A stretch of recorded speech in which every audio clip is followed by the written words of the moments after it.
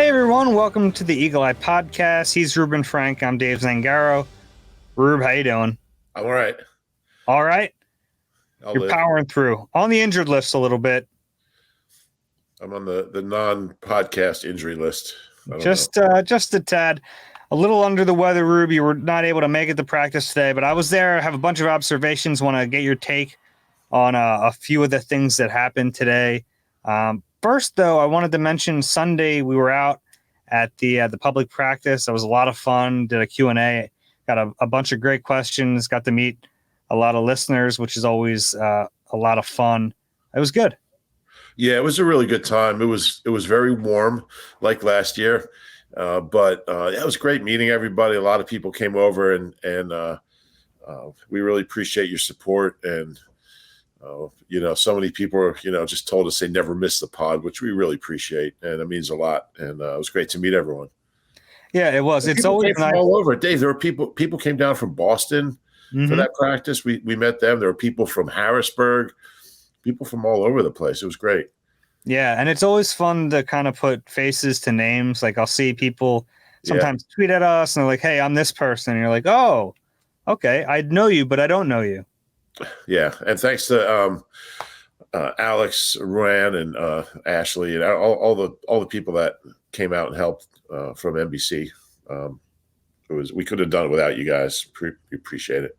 Yeah, and it was fun to have some news for that too, because the Eagles had signed 2 linebackers like an hour before we started, so we were able to have some fresh news. And I felt bad. The one guy asked a question about linebacker and didn't know they signed Cunningham or Jack, and we got to tell him right there. But that was fun to have some news to go along with it. And we got to watch Jason Avant get dunked in the dunk tank a few times. Jason was at practice today, so I told him how much I enjoyed his heckling of children as they tried to dunk him in that tank. Yeah, I saw a side of Jason Avant I've never seen before. It was just some very hardcore trash talking. It was fun. Well, so you're right. I haven't seen that side of him. I'm sure people who've played against him have seen it, but he was always so like soft-spoken in the locker room. And even now that we like kind of work with him, he's very similar. Yeah. It was a good day. And, I wish there were more open practices. I think they used to have 3 when they started out at the NovaCare with training camp, down to 2, and now it's 1. It's a lot logistically to move operations across the street, move the team. I mean, it's close, but you got to take all the gear over, and it's a lot. Couple trucks worth, buses for the players. So not every team does that, and it was over 50,000 people, so it was an incredible turnout. It was a fun day. Yeah, there are a lot of people there. I wish they could do at least one more open practice over there. They are practicing at the link on Wednesday. It's a closed practice. We got a special text saying, "Hey, make sure you tell people this is not an open practice." Yeah, we want to stress that. We don't want people thinking they can get in there. Don't show up. Won't be able to. Yeah, I wish there were more. It was nice. So it was funny, and it was kind of a shame. It was a sloppy practice offensively. You wish it was kind of more high flying, and you get to see all the star players play at their best. I thought there were like some pre-snap penalties. The offense didn't look great, but people got to see the one AJ Brown catch, which was spectacular. Yeah, we weren't allowed to film it, but fans did anyway. And I had to tell 60,000 people, don't film this with your phone. It was an incredible play. It was typical AJ. The guy's just so much fun to watch. Yeah, it was. He was actually asked about that today, and he said it was 2-minute drill. He was exhausted by the time that play was run. He was just trying to make a play, and he did. And Josh Jobe had great coverage, but AJ Brown's pretty good, and he has the tendency to make those plays, and Jalen's trusted him from day one on those. As intense, I mean, he's so intense in practice, and I mean that's really true for all the star players on this team. But AJ and Jalen, you watch them work in practice, and these are 2 guys that are at the top of their game. And you might think, well, they don't really need to practice at a high level. They're already there, but they do. They just get after it, and they take it seriously, and they put everything into it. Yeah, you can put Devontae in that mix. And really a lot of the star players here, which is important. I think that the rest of the guys follow. Absolutely. Yeah. Miles Jack and Zach Cunningham were at that practice. They didn't participate, but they did practice today, and I think that's important. We'll get to that in a minute here. Zach Cunningham already on his second jersey number in 2 days. He took that 52 from Davion Taylor. Let's actually start with that, Rube, because we have a bunch of roster moves to kind of break down and to at least inform people of. Davion Taylor did get released. That happened the previous day, but today, Devin Allen off of NFI. I'm surprised you didn't make me lead with that today. He's off NFI. He's practicing again. They signed Johnny King, a wide receiver who is large. He's a 6'5". big dude. Yeah, he looks every bit of it. I didn't know much about Johnny King before I saw him on the field today, and he's big. Yeah, 6'5". Played JUCO. He played 2 colleges I never heard of, like Northwest Louisiana or Northwest. I guess I could actually tell you. He played at Northeast Oklahoma A&M. You ever heard of that one? And that sounds like a fake college. Southeast, it really does. Southeast Missouri State, which is an NAI school. So, it's a 1AA school, whatever, bowl, sub-championship, subdivision. I don't even know. But he played at, 2 small schools, had modest production, but his size, 6'5", he's certainly worth a look. See that he was with the Colts in camp. They cut him on Wednesday last week. I'm sure they talked to Shane Steichen and got a little scouting report. Bring him in. They got a lot of receivers now. I think that's 12 with Devin Allen also activated. So I think it's a pretty good group of the second group of receivers. We'll talk about some of them a little later. A couple in particular I've been really impressed with. But you need legs this time of camp. You need a lot of receivers because they run a ton of routes, and you need guys with fresh legs so they can give the defense a good look. Deion Kane still not practicing, so he's one spot that they don't have. Charleston Rambo, they waived him. He reverted to IR. We'll see if he sticks around or if they reach an injury settlement with him. The Eagles also released Chim Okorafor and Trevor Reed. Trevor Reed was a guy I talked up quite a bit in the spring. I was really looking forward to seeing him this summer. He has not flashed the way I kind of expected. Super athletic guy. So I was thinking this can be kind of a ball of clay for Jeff Stalin, but wasn't bad, but didn't do anything super impressive. Yeah, Okorafor struggled. Yeah, he had a rough time. You kind of see that. Okorafor did, yeah. They still have, they've brought in 3 O-linemen just in the last week or 10 days, Dennis Kelly, and then Josh Sills activated, and then Josh Andrews. So they got a ton, and they're interior guys, the last 2.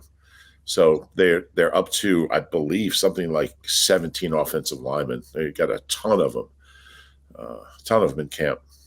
Yeah.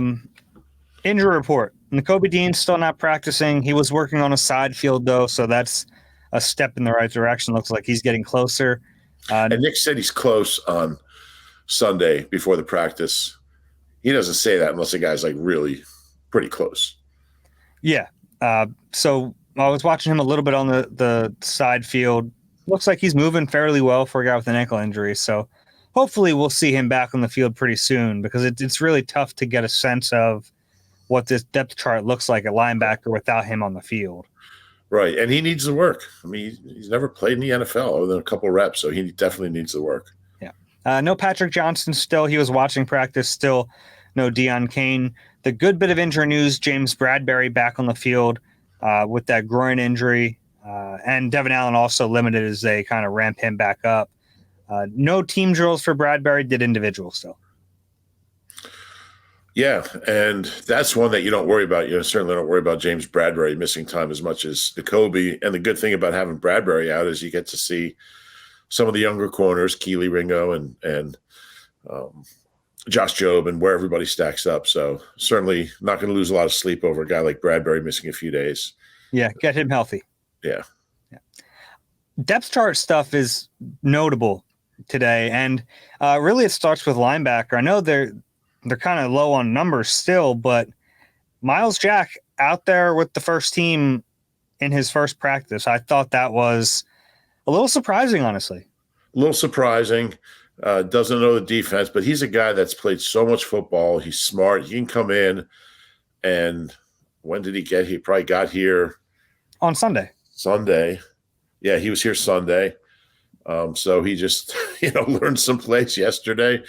I think when you've been around that long, you started like close to 100 games. Once you learn the terminology, you can go out there and play. But I was still surprised to see it that quickly. It'll be interesting once Dean gets back to see how it all lines up. That's why I want to see Dean back as soon as possible for him, but also see how it lines up.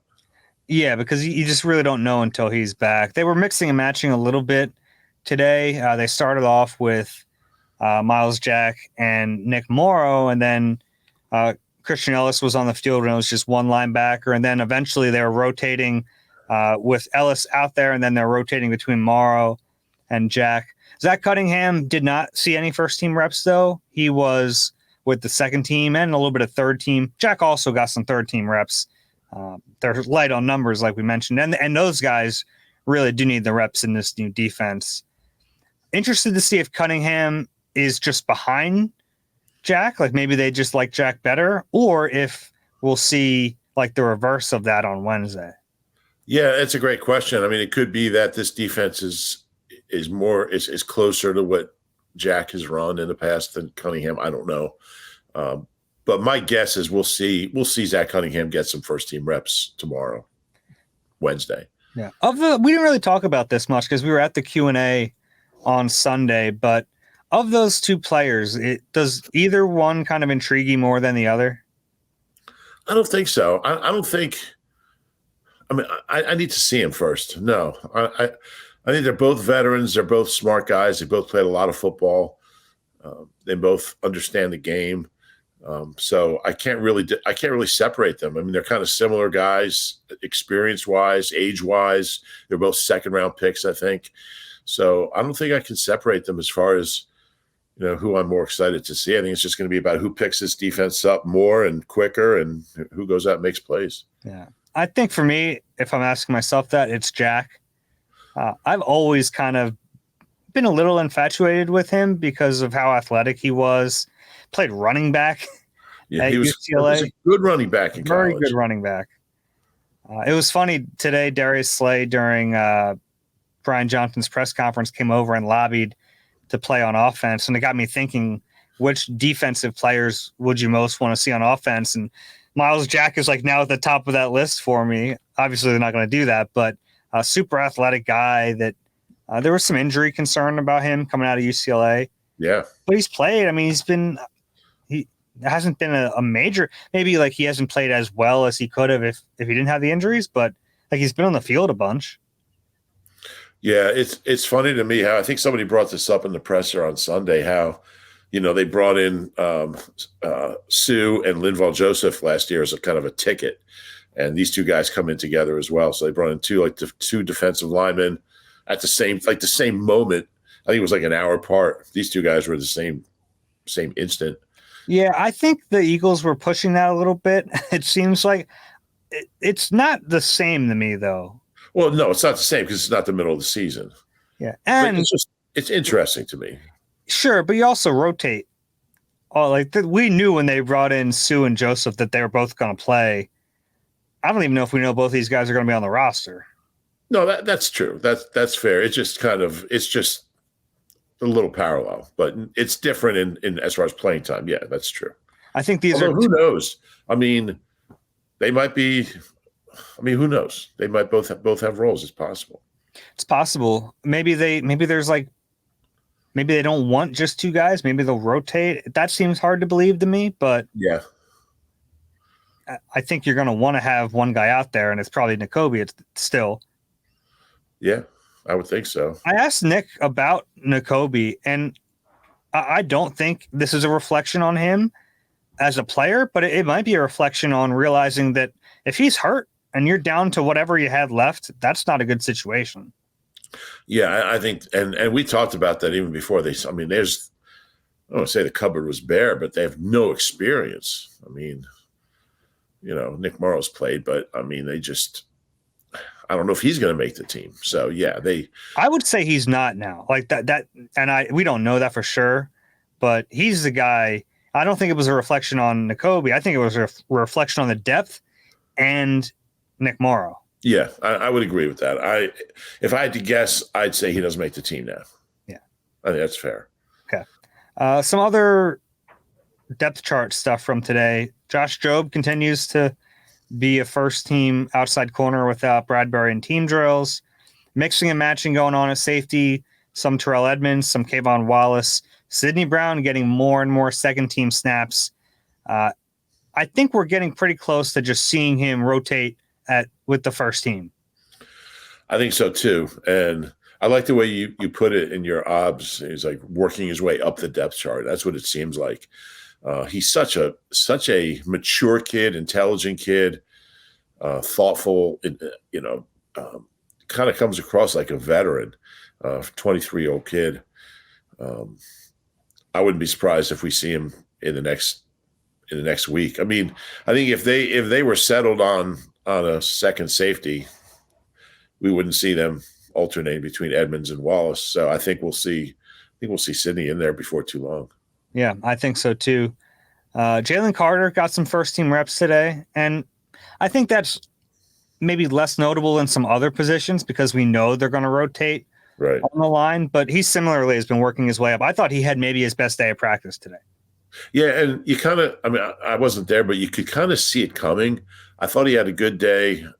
He had a couple of good days last week. I think he's just starting to, it takes time, but he's starting to get more comfortable. He's starting to get more confident, and he's starting to make plays. And you see it in the one-on-ones, and I mean, he's too good not to. So I think we kind of expected to see him make a jump about this time, and he is.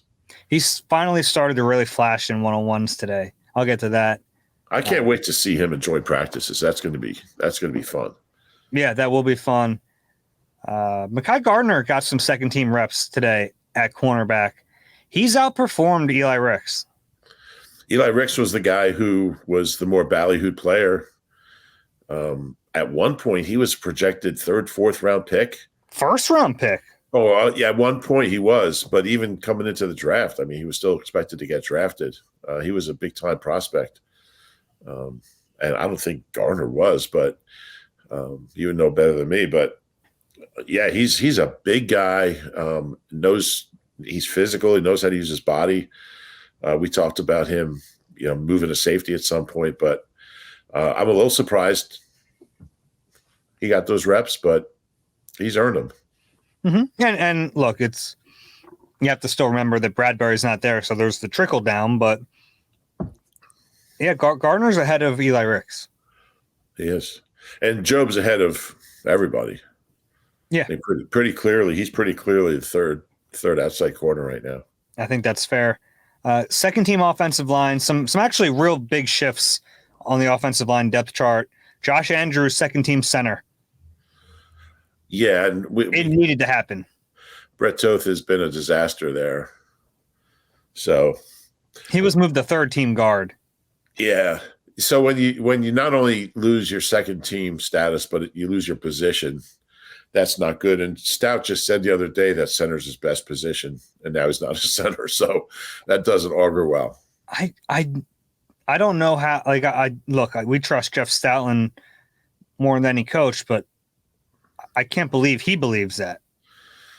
Well, it might have more to do with how he is as guard and tackle. I mean, he was a tackle when he first got here. Mm-hmm. But yeah, he's been a disappointment. I thought coming into camp he was going to make the team. He's not. I did too. Yeah, not making the team.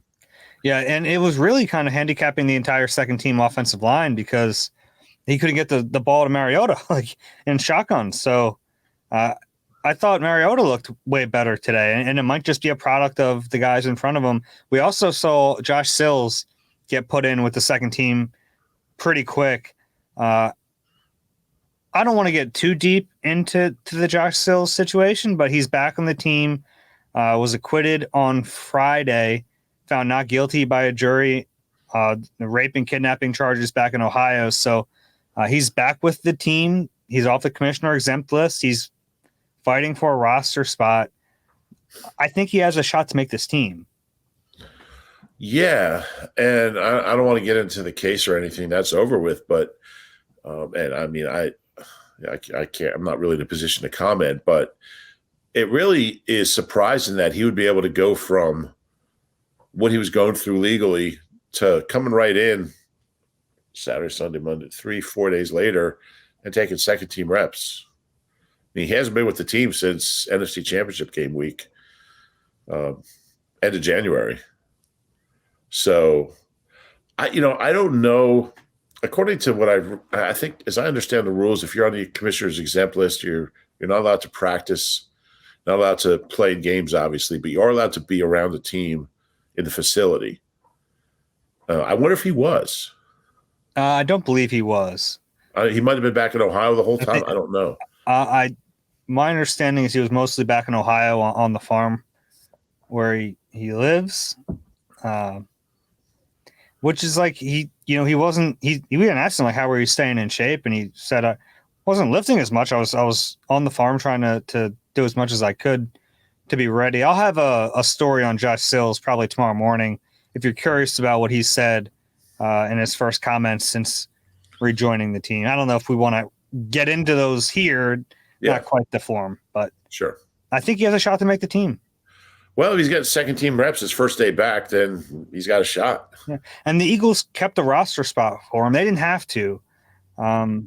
He was on the exempt list, and they kind of let the legal process play out. They let the NFL put him on the commissioner list, take him off the commissioner list, but they didn't have to keep that roster spot for him, and they did. So it tells you that – and they kept him on the roster all of last year without him playing. So I think they do like him as a player. Played one game, I think 4 reps on special teams. That was it. Arizona, yeah. Yeah. Why do I know that? I don't know. I don't know either. That's upsetting. That really bothers me. Second team offensive line was still Steen at left tackle, Sills at left guard, Andrews at center, Suapeta at right guard, Jack Driscoll at right tackle. They had Dennis Kelly at third team right tackle today. It's a lot of offensive linemen. There's a lot of spots to sort out. Mm-hmm. I thought it was a boring practice today a little bit. There weren't a ton of highlights.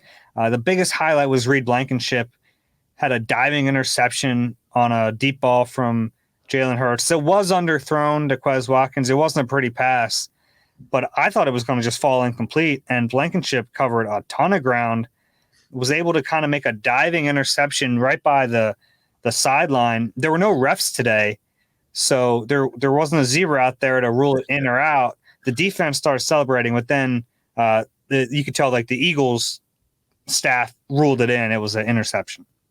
Did you have a good look at it? No, I didn't. I was kind of going off of how they ruled it, but it looked like he was in. It was just tough to tell if his momentum took him over the line. And again, this is not what he's supposed to be good at. This is, I mean, the notion that he's a box safety.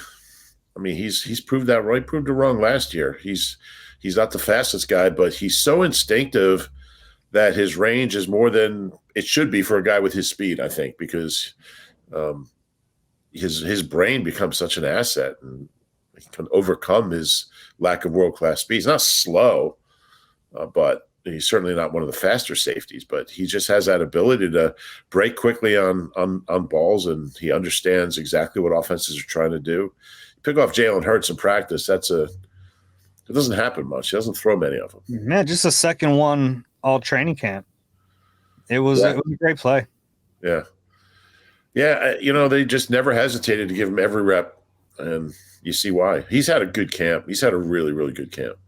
He has. He's taken every single first team rep as safety. I thought he was in the lead coming in to win one of those jobs.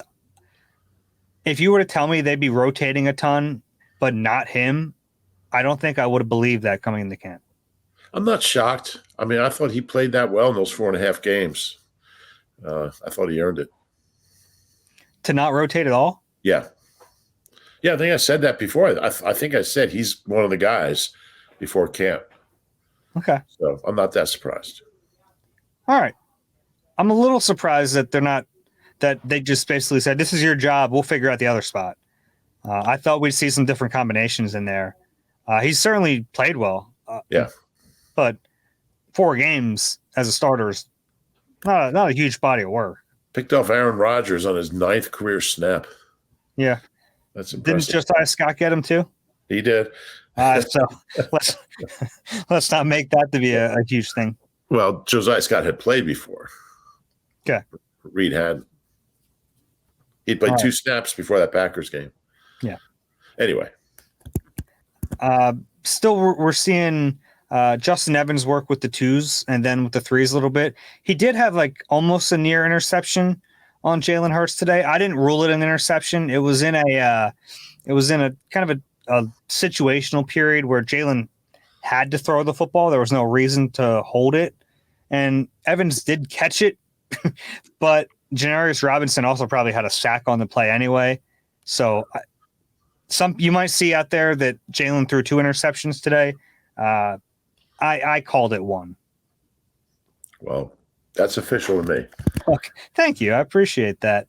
I thought Jalen had kind of an up and down day. He was playing at such a high level last week that, it's natural to have some ups and downs. I thought he had some good passes today. I thought he had some uncharacteristic ones.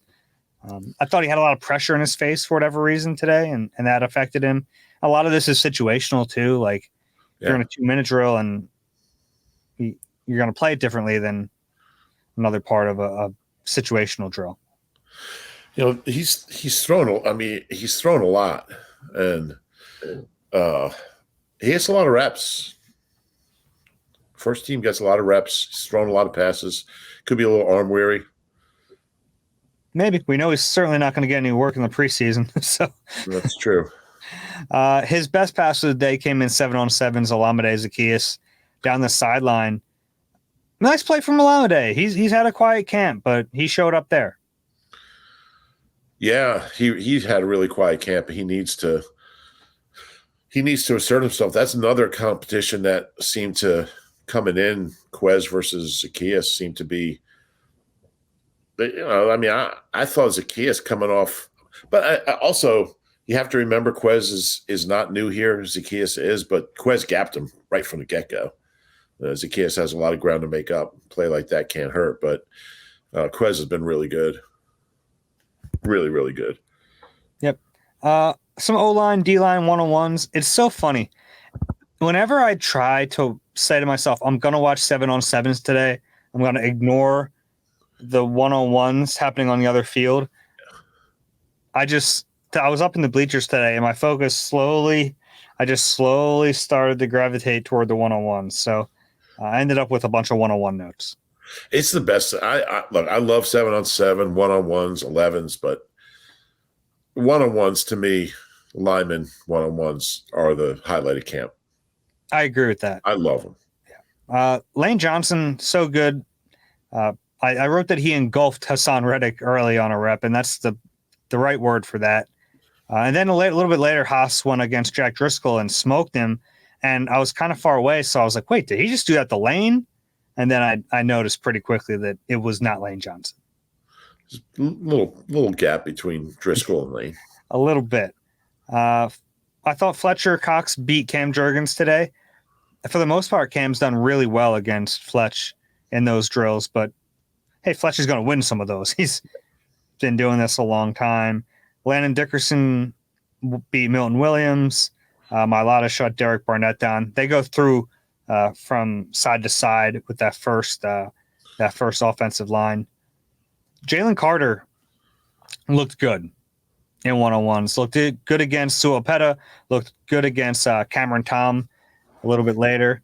Eventually, you would like to see some of those reps come against the starting offensive lineman, but he's beginning to flash in those drills. Yeah, it was a matter of time. But yeah, Cameron Tom is one thing. Do it against the ones, that's going to be another thing. And we'll get to that point. We'll see that soon. Yeah, I think we will. Looking forward to seeing him against other guys. When the Browns are in here, a lot of times they will do 1-on-1s against the other team that's around for joint practices, and that'll be fun. Oh yeah, I remember in Berea last year, we were on opposite sides of the field watching the two one-on-ones going on. You know, the offense versus the defense versus the offense, like texting each other who was dominating. Yeah, that's going to be. I can't wait. I love joint practices. I see, you know, I think this will be Nick's like fifth round of them in 3 years. It's a whole different level than practice against your own team. I agree. Yeah, my favorite sessions are when they go team drills, but they don't split fields, and it's everyone's watching the same thing happen. Yeah, that makes it feel like it's a game. Yeah, it really does. Scrimmage. It has that intensity. Yeah. Nolan Smith versus Fred Johnson, I wrote, is not fair to Johnson. I mean, what are we doing? Like, you can't do that to the guy.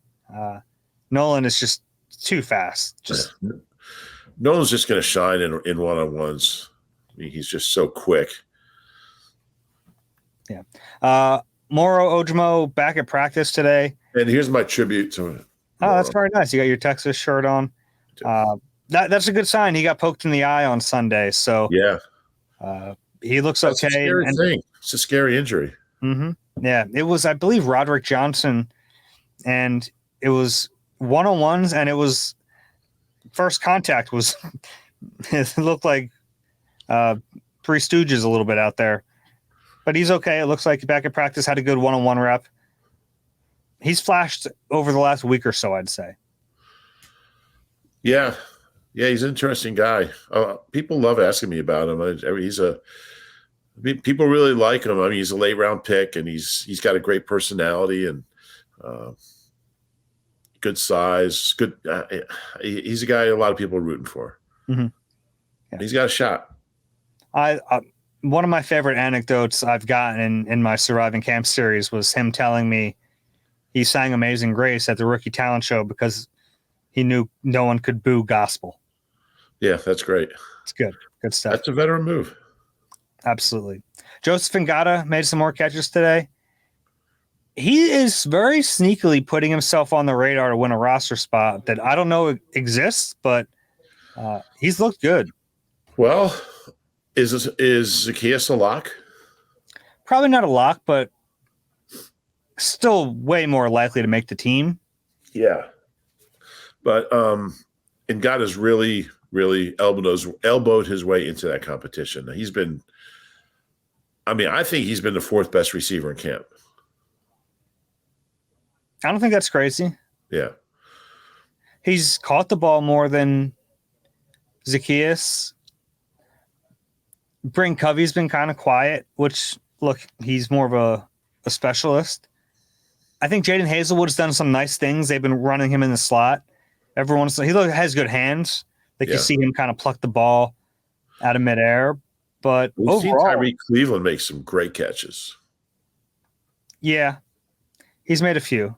But Ngata's been the most consistent out of that whole bunch. Deon Cain was doing some good things before he got hurt. Yeah, it's a shame for him. He's missed quite a few practices now. Yeah, he has. So, Ngata's, he's got good size. It looks like he can run. He's got good hands. He's physical. He's going to be around somewhere, probably the practice squad, but I wouldn't rule him out. Yeah, I still think pretty unlikely he makes the roster, but he's got a shot. Yeah. Might come down to special teams. It could, and if it does, they probably don't need him on special teams. Probably, yeah. Rashad Penny, haven't talked a lot about him. Whenever they run a stretch play to him, we see the burst. That's where he's really good. I can't wait to watch him in joint practices. I want to see if they play him in the games at all. Because we haven't, DeAndre Swift is going to shine in practice, and Kenny Gainwell is going to shine in practice.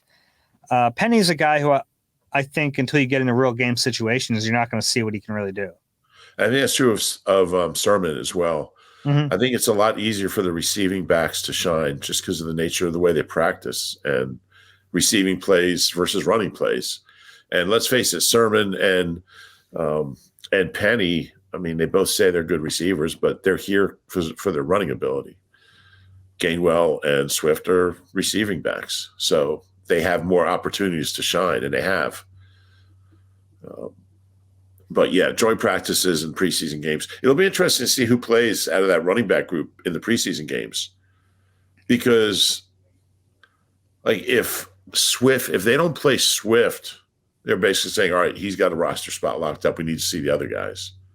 Or if they don't play Swift and Gainwell, then that whole 5 guys with the first team thing, it starts to sort itself out. Yeah, it means a little less at that point. Yeah. But then again, I don't know. There's only so many reps to go around. So maybe you play a couple of them in the first game, I don't know. I don't know how they're going to do it. Kennedy Brooks is going to get 80 snaps on Saturday. He probably will. I feel bad for that kid sometimes. He's getting good work, but the only time this team goes live in practice where they actually tackle to the ground is with the third team, and he's always the running back. So it's like the only time we see real hitting, he's on the receiving end of it. Yeah, he's not bad. I mean, he's not bad. He's not bad. He could be a practice squad guy. I mean, he's a great player in college. All these guys were. Yeah. But, I mean, like really, really good in college. I mean, Trey Sermon's college numbers are insane. He averaged like 7 yards a carry at Ohio State, and he was good at Oklahoma too. It's such an intriguing position because there's so much talent, and they all do different things, and none of them make any money. Well, they're not alone in that. I was watching kick return today. A few different guys back there. One of them, Rashad Penny. He was a heck of a kick returner in college. He was. 7 he took to the house. 7 touchdowns. Yeah. Yeah. I don't think he's going to do it. And I don't know. I don't know if anyone's going to return kicks this season. I think they're going to put their hand in the air and take the ball to 25. But sure, they were working on some squib kicks today. I wonder. Yeah, you mentioned that. I wonder how that'll affect Boston Scott. I mean, a big part of his value was his kick return ability. When he took it over last year, he really did well. He had like 3 long ones. If with the kick return not expected to really be a big part of special teams this year, does his value decline? Yeah, at least like game day. Even if he makes the roster, do you keep him active on game day if if kick return isn't really a thing? Quite possibly not. And yeah, it's hard to imagine them go back there and fair catch the ball. Braden Covey can do that. Yeah. Yeah. It's interesting. There's a lot's going to go into it. I can't wait to see it sort itself out. Yeah. Should be good. That's all I really had from practice today. My stupid observation was about A.J. Brown's highlighter shoes. They are bright. He's worn them for a few days now, but they are like, you can't miss them. They're brighter than the sun. What did you call them? Highlighter shoes. Highlighter shoes. Got it. Yeah. I'll check them out. All right. Catch all the sports action and more at Rivers Casino Philadelphia. Whether it's the money line or the pass line, there's something for everyone in a great sports book. Rivers Casino Philadelphia. Philly loves a winner. Gambling problem? Call 1-800-GAMBLER. Rube, before we end this podcast, Jalen Hurts, number 3 on the NFL top 100 list this year, was not even on the list coming out of the 21 season, up to number 3. Were you surprised by that? Not really. I think the Super Bowl really, I mean, we saw it all year, but his performance in Glendale really, I think, solidified his reputation league-wide. For a 24-year-old kid, he turned 25 yesterday, 24-year-old kid to play that way in a Super Bowl was unprecedented. I mean, he had the highest passer rating by a quarterback his age in a Super Bowl by like 14 points. It's like the previous record was 90. He was like 104. Not to mention 3 rushing touchdowns and 70 rushing yards, 304 passing yards, 71% completion. I think that game really was some players, quarterbacks are judged by Super Bowls and their performance, and they lost, and he had that fumble, but he was magnificent in that game. And I think that's really what kind of cemented his reputation league wide. I was looking it up. This is the 11, 12. This is the 13th year they've done the top 100, and he matched the highest ranking ever by an Eagles player. Carson was, of course, was number 3 and coming out of the 17 season in 2018. And it's funny because the next highest was DeMarco Murray because he had led the league in rushing. You forget that the year before he came here. Yeah. And Namdi was also in the top 10. He was like number 8. I know they were Eagles when the list came out, but Right. they weren't Eagles for what they did. It's with an asterisk, but Robert Quinn was their highest rated player last year, which is hilarious. Yeah. But Shady was number 4 coming off his big year in 2014, but not a lot. I mean, there was a stretch there where the Eagles had like Fletcher was like number 56, number 61. No, he was a top guy for a few years. But Jalen deserves it. Goddard said he should have been number 1. I'm not sure about that. Yeah, I mean, that's like me saying, like, my boss should be the number 1 boss in the world. Please pay me. Goddard's like, yeah, please throw me the ball in the end zone, please. Well, I think that's a little different, but I mean, nobody's going to be ahead of Patrick Mahomes, honestly. But Jalen could be at that level. I mean, he could be at that level. He could be that good. Yeah. Number 2 is Justin Jefferson. You can't argue with that. But it's funny because there were 14 quarterbacks last year, and he wasn't one of them. And now he's a number 2 quarterback. So I'm guessing he's going to be pretty high on that list again for if he stays healthy for several years. Yeah, it's important to note, like, I know that when these lists come out, especially this list, fans are going, what the heck? How can you have this guy above this guy? It's an imperfect science because the way this works is like during the season, they go around with sheets of paper, and I think they fill in like 20 guys, like list your top 20 players in the league. Yep. And some guys take it very seriously and they meticulously think about it and go by. Well, we're in there when they do it. And I've had guys like ask me like, what do you think about this or this? And, leave me out of it. But then some guys are like, hey, I went to Cal. I'm going to write every guy who went to Cal. Dave Barr. So that's why you end up like positionally. It gets whenever you're ranking football players without positions, it gets kind of wonky. Yeah. And I think we see that. I was surprised that Hurts was above like a Joe Burrow. Yeah, not me. I don't really like lists. I don't like ranking things. Yeah, but you brought up the Super Bowl. I mean, all these votes were done before the Super Bowl. They vote during the season. Yeah, that's true. That's true. I mean, he was in the running for MVP before he got hurt.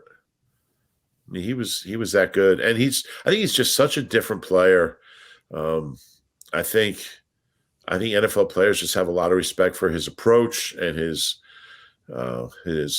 seriousness about the game. You mentioned Cal. I was writing in a coffee shop yesterday, and a guy came up to me and said he's a big fan of the podcast, and he said he went to Cal, and he was actually at Cal when the Stanford Cal game happened. Wow. He said he had tickets to the game, and he decided to study instead. Oh, and he missed the Stanford Cal game. Ron Rivera was on the field for that play, by the way. Was he? Yeah, he was. He went to Cal. Anyway, go ahead. No, were you going to run down the different Eagles on the list? I was, yeah. Devontae Smith was 100. He kicked off the list. Darius Slay at 65. Hassan Reddick at 48. Lane Johnson at 41. Jason Kelsey at 37. A.J. Brown at 22. Jalen Hurts at number 3. And the NFL also released the 10 who missed it. And I think Bradbury was at 107. Yeah, and I know it's funny how some players like Jalen, A.J. Brown was saying Jalen could not care less about this today. He said, he just doesn't care about that stuff. He said, none of us do. We have one goal, and that's to win. None of them care. Yeah. I mean, Lane Johnson's very open about how much he cares. Yeah. Because he's been snubbed on a lot of this stuff, and I think he's only now kind of being appreciated for the player he is. But 41 is pretty good for an offensive tackle. But You could still see him being higher than that. I mean, the biggest issues I think you have on this list are Lane and Hassan Reddick. Yeah. I think those, like, if you're going to say Where did Reddick fall? 48th. Guy had 16 sacks last year. 3.5 in the playoffs. Yeah. I mean, Lane's a top 20 player. When I wrote about Reddick when he talked the first couple of days of camp, I kept referring to the 19.5 total sacks and where it ranked in Eagles history, so I could have him ahead of Babin. Like, because if I only used regular season numbers, Babin's ahead of him. But if I just said, including the postseason, you get Babin out of the equation. So, yeah. Okay. I don't know how ethical that is, but it made me happy. Yeah, probably not the most ethical thing, but he should be probably a little higher than 48. I mean, yeah, he was 4th in Defensive Player of the Year voting last year. What player who isn't in the top 100, what Eagle do you think is most likely to be in the top 100 next year? Oh, I love that question. Do you have an answer? Let me think about that for a second. I'd say Goddard. Yeah. Goddard's a good one. I think Jalen Carter, potentially. Potentially. It's really tough as a defensive tackle to that's true. You need to get in there. Sweat could be. I got him down for 15 sacks. That should get him on there. If he has 15 sacks, I think we'll see him on this list. One of the linemen, I still think Jordan Mailata's got like a Pro Bowl season in him. Mm-hmm. Stay healthy and be consistent. He's got the talent. He's got the ability. But yeah, Goddard's a pretty good answer.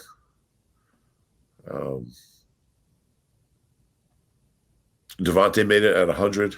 Mm-hmm. He was at 100. Yeah. Who would you say most likely to? I think Goddard's probably the best answer because you got Sweat with 15. I mean, what's that? You've got Sweat with 15. He finished so strong last year. Maybe that's a part of this with Haas too. Hassan Reddick finished so strong that maybe he missed some of the voting window.